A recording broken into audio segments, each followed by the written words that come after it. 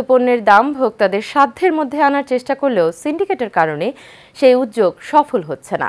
কারসাজি করে দাম বাড়াতে বাজারে চিনি এবং বোতলজাত সয়াবিন তেলের কৃত্রিম সংকট তৈরি করা হয়েছে বলে অভিযোগ ক্রেতাদের।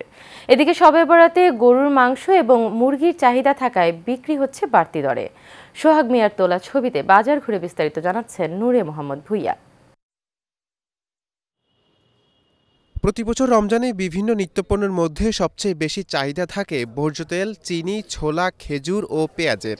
দেখা যায় প্রায় প্রতি বছরে এই পণ্যগুলোর মধ্যে কোনো একটি পণ্য নিয়ে রমজানের বাজারে রীতিমতো অস্থিরতা দেখা দেয়। এতে ভোগান্তিতে পড়েন ক্রেতারা। এবারও সেই শঙ্কা উড়িয়ে দিচ্ছেন না সংশ্লিষ্টরা, কারণ রোজার আগেই বাজারে উধাও রমজানের সবচেয়ে প্রয়োজনীয় পণ্য চিনি এবং সয়াবিন তেল।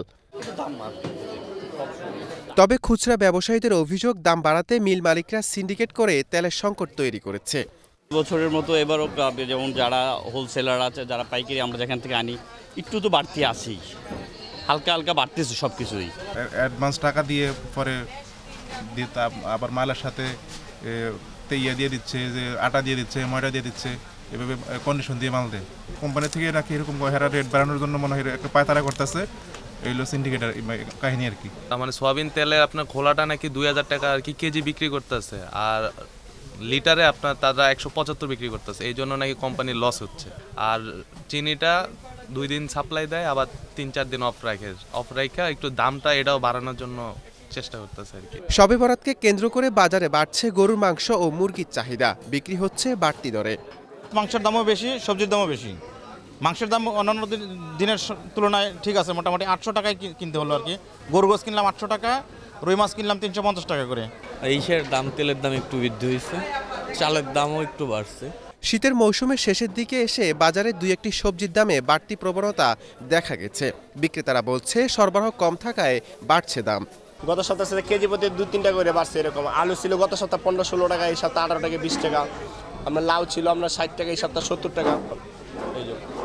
ঠিক আছে, আসসালাম। এদিকে গত সপ্তাহে থেকে এ সপ্তাহে মাছের বাজার কিছুটা নড়ে বড়ে বসেছে। দেখা দেয় ক্রেতা এবং বিক্রেতাদের মিশ্র প্রতিক্রিয়া।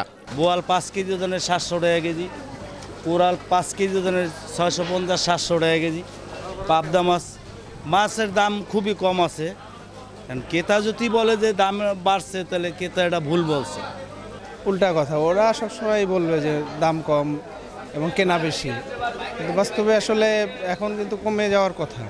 আসলে কিন্তু শাকসবজির প্রচুর আছে, মাছের দাম ওই সময় অ্যাভেলেবেল হওয়ার কথা। রমজানকে ঘিরে বাজার মনিটরিং আরও জোরদার করার দাবি ভোক্তাদের। নূর মোহাম্মদ ভুইয়া, এশিয়ান টেলিভিশন, ঢাকা।